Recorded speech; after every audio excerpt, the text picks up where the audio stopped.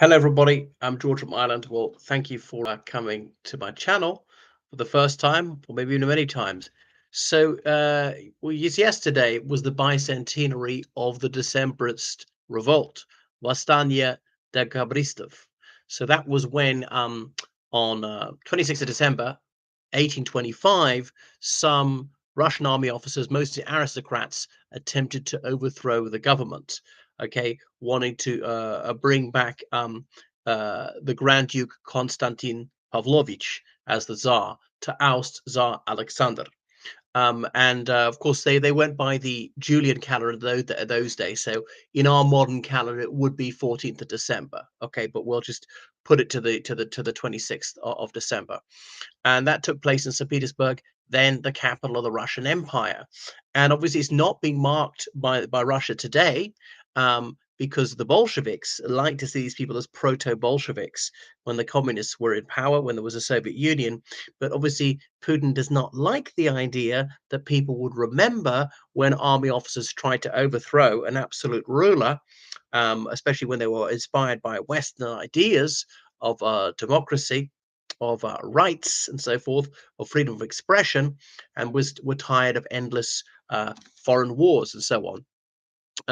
So yeah, what happened that day? The ordinary soldiers really had no idea what was going on. But there've been the Napoleonic Wars, and some Russian army officers have been exposed to Western political ideas. In the wake of the French Revolution, the final defeat of France in 1815, some Russian troops got as far west as France, and that's why in French restaurants asking for food, bыстро, bыстро, as in quickly, and that's why there's a bistrot in French where they serve you a bit faster. You may know in French restaurants, the service is notoriously languid. They really like their long lunches. But remember, literacy was very low in Russia at the time, was like maybe 20%, and the foreign language they learned was French. And obviously, a tiny minority of French of Russians were conversant in French, but that was the language of the upper class, which is under 1% of the population. And if you read any Tolstoy novels, the Russian characters will be slipping into French and back into Russian in mid-sentence and stuff like that. So often they're very culturally francophile. Political parties were banned. There was no parliamentary government whatsoever. They hardly had fair trials or even trials at all. No trades unions allowed, no freedom of assembly, and so on. So it really was an absolute monarchy. In some ways, Russia was still like in the Middle Ages, and there were serfs who were most Russians were in a state of semi-slavery and stuff like that. But some of the Decembrists, they had been reading various foreign constitutions, the American Declaration of Independence, and so forth. Said, well, we could have a constitutional monarchy. Perhaps we could get rid of serfdom. And it had been done so in Latvia, Lithuania, and Estonia. Russia had recently annexed Finland, which previously belonged to Sweden, which had some sort of parliamentary government. And the Russians taught to believe that they've got the best possible system. The Tsar was appointed by God, and they look back to the Byzantine Empire. And in Byzantium, they really believed in that mandate of heaven and so on, saying that Moscow was the third Rome, and there would be no fourth. Rome was the first Rome.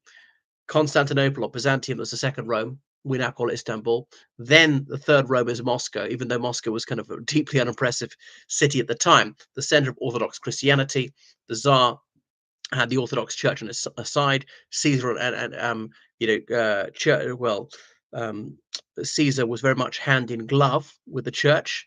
Render to Caesar what is Caesar's, to God what is God's. But the church was really an adjunct of the state, and was completely blindly supportive of that. Told people to offer up their suffering, simply to obey those who was God's elect, the Tsar, and this world was of trifling importance. It would pass.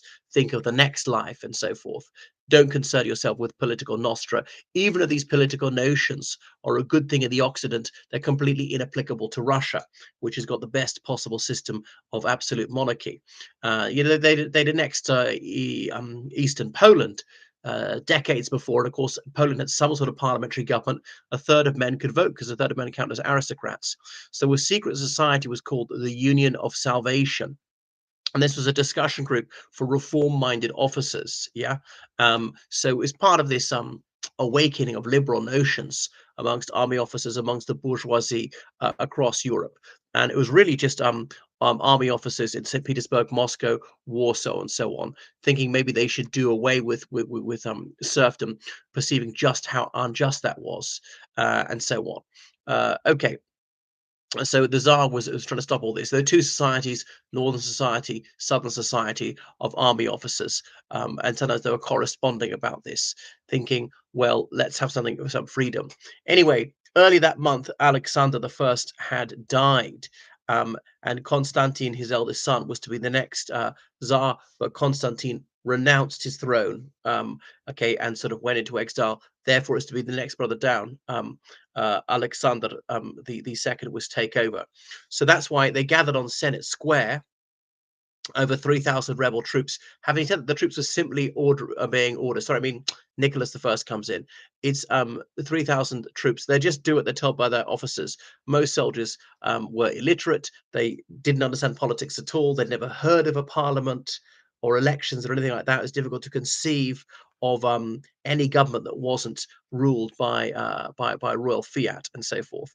So they're all supposed to swear allegiance to Nicholas the First. Some of them thought that Constantine was reform-minded. Why had he renounced the right of succession? Maybe he was pushed out by reactionary elements. So troops there staging on, 3,000 of them refusing to swear allegiance to Nicholas the First, but there were 9,000 loyalist troops there.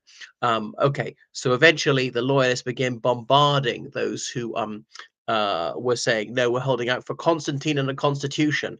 Many people had never even heard the word constitution, assume what is that his wife or something. So some of the Decembrists shot dead, like Pyotr Chachovsky and so forth, while he was delivering his oration. Okay. Anyway, so there's a little bit of fighting. A few people were killed. Some attempts to negotiate with the so-called insurgents. Then there was a cavalry charge, which didn't really work. Okay, Tsar Nicholas the First having some grape shot fired and things like that. Some troops fleeing over the frozen river Neva, and likewise, there's a bit of a standoff in Ukraine. Then very much part of the Russian Empire. So in the days after that, the police they rounded up, they arrested some of those they thought were guilty of high treason. Okay, and they were all put on trial. People from the United Slavs, the Northern Society, the Southern Society. So it's about 150 people, and so anyway, a number of death sentences by being hanged, drawn, and quartered, by being decapitated, some cashiered, as in they're kicked out of the army in dishonor. They mostly charged the officers, not the ordinary privates who were simply following orders, who had no idea what this is about. Some to penal servitude in Siberia, and so forth. Okay, and some being demoted to being a private soldier and stuff like that. Okay, some of them were just simply detained without trial for years, or demoted, sent to fight in the Caucasus against the Ingushetians, Daghestanis, which was thought to be almost a death sentence, and stuff like that. Some of the ordinary soldiers who had to run the gauntlet, as in run past the others being hit with sticks and things like that, flogged. So yeah, that was it. It even spread to Siberia, but news was so slow; it didn't happen in Siberia for half a year. Okay, some people sent into exile. Why was banishment such a severe punishment back then? Well, that's because remember, no phones. You can only send letters every so often, take months to reach you. How would you like to go thousands of miles away from family and friends to a very remote, boring, cold place? That was a harsh punishment in a way it wouldn't be these days. Just not being with the people you love and not being able to communicate with them. Um, Okay, so some of these people went into exiles, but still living in considerable comfort in Siberia. So yeah, that was it.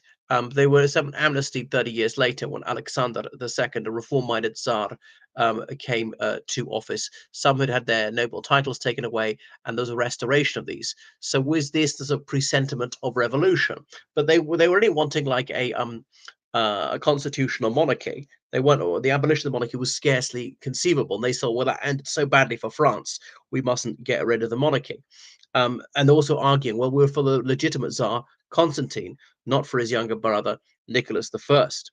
Goodness. So then in the Bolshevik era, they were adulated. Now, why would they so valorize?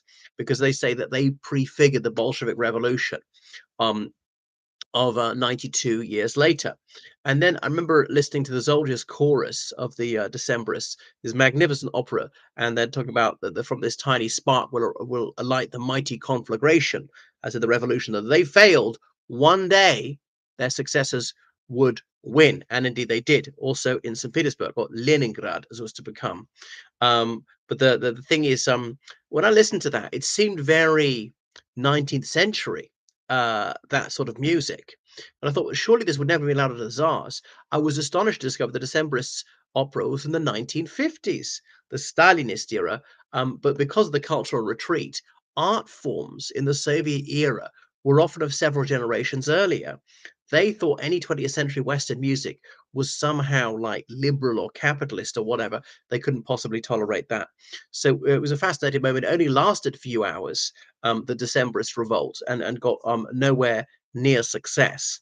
Partly the public just had no idea what was going on. People were kept so ignorant because of such an obscurantist state, such severe censorship, such control freakery, that we can't possibly let people look at these harmful ideas like Putin is today, undesirable organizations. Well, he doesn't desire them. Does the public desire them? But they're not allowed the chance to decide they desire this or not. So it shows you the dangers of autocracy. Well, thank you for listening to my chin wag. Make sure you subscribe on Patreon, donate PayPal, georgecallahan79@gmail.com. Goodbye.